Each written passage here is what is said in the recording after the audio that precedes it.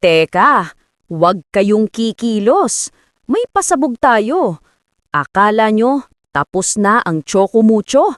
Nabura sa quarterfinal race? Well, guess what? Kahit out sila, grabe, hindi sila nagpatalo. At kung nagulat ka sa triple-double ni Royce Tubino, ay naku, umpisa pa lang yan. Tara, himayin natin ang laban na dapat nyo talagang mapanood. What's up mga ka-joust at ka-titans? Welcome back sa channel kung saan inuulat natin ang baliktakan, balyahan at bakbakan sa PVL. Ngayong episode, pag-uusapan natin ang out but unbowed performance ng Choco Mucho Flying Titans na kahit tanggal na sa quarterfinal contention, nagbigay pa rin ng all-out, walang preno, walang atras na laban kontra Akari Chargers sa Yinares Center. 25-23, 21-25, 25-23, 25-21. Apat na set ng purong puso, grit at pride. Hindi na pasok ang Titans, malinaw yan.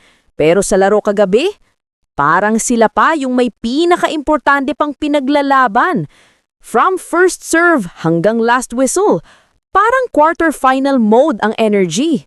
Walang pakita-kitang eliminated na kami. Instead, ang pinakita nila, character. At kung may poster girl ng hindi susuko, walang iba kundi ang veteran spiker na si Royce Tubino. Mga ka-joust, ubusan ng lakas ang ginawa ni Tubino. Siya ang heart and soul ng laban.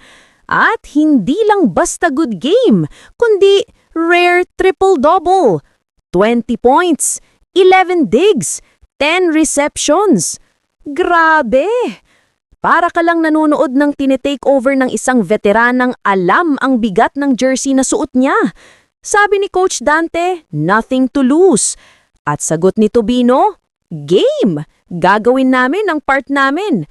Iyon na nga, hindi lang ginawa, pinakita, pinaramdam, at pinatunayan. At syempre, vintage Tubino, humble pa rin. Sabi niya, grateful ako sa team. Pero tayo na magsasabi, Royce, ikaw ang gasolina ng Titans sa game na to. Kung may cinematic ending ang season ng Choco Mucho, eto na yun. Sa match point, ang nagbaba ng hammer, walang iba kundi ang si Marley Smith. Isang napakalakas na palo na kahit si Mars Alba, wala nang nagawa kundi ma-deflect papunta sa Titans bench. 18 points siya overall, pero yung match-clinching hit na yun, pang-highlight reel, pang-goodbye gift, pang-immortal sa mga fans. At sabi pa niya, I will miss the fans and the food. Marley, we felt that. Statistically, dikit na dikit ang laban. Attacks, 56-57. Akari bahagya lamang. Aces, 3-4. Blacks, 9-8. Advantage Choco Mucho. Pero saan bumagsak ang Akari? 28 unforced errors. Mga pagkakamaling kinain ng Titans parang buffet. Kapag mali ang opensa ng Akari, boom! May sagot agad ang Choco Mucho. Akari's import Anime Chem, popcorn mode, 30 points. Pero kulang mga ka-joust. Eli Soyud nagbigay ng 17, pero si Gretzel Soltones, rare off night, 1 point lang. Sure, Choco Mucho ends with 3-5 record, possibly 9th place. Pero kung may pinakita sila dito, ito yun. Professionalism, pride, puso ng atleta, firepower na hindi pa fully na ma-maximize this conference.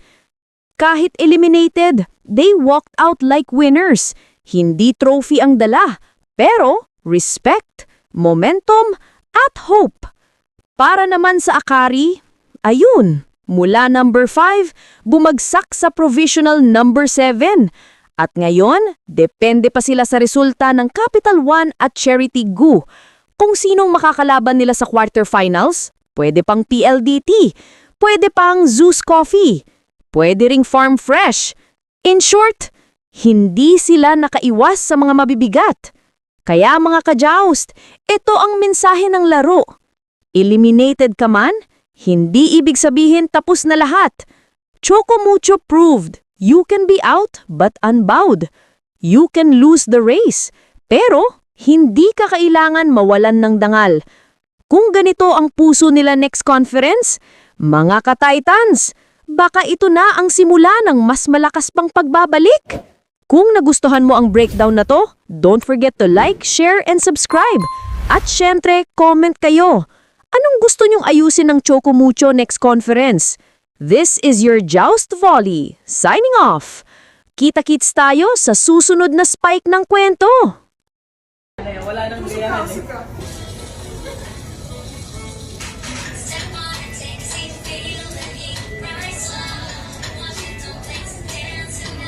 Oh, wala na.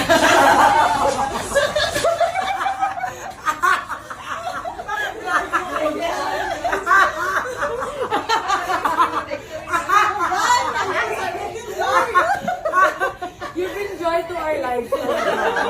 Grabe, mahal na mahal namin.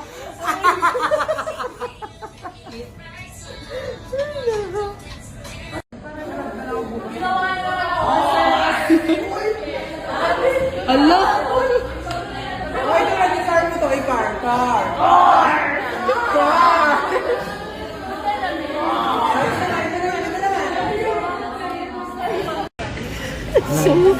So snob.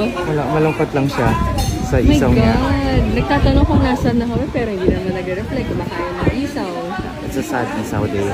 Siya mo. Hindi talaga siya lilingon. Hindi talaga.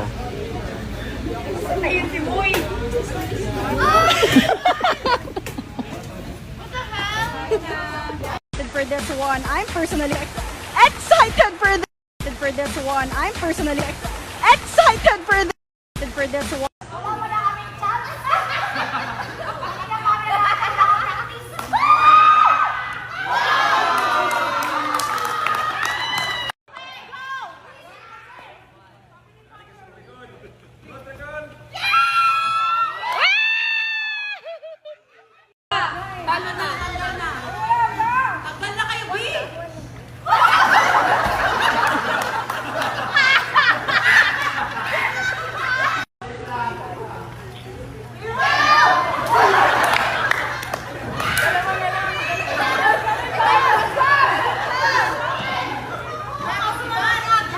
Para sa'yo to if you're watching.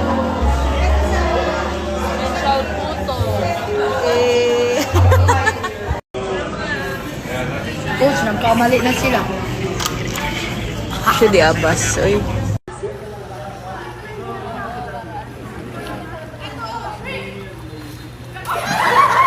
Ano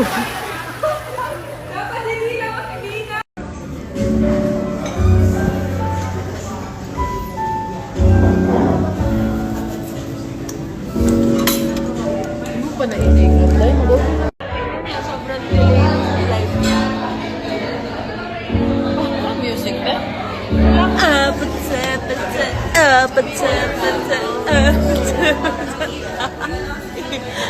You dapat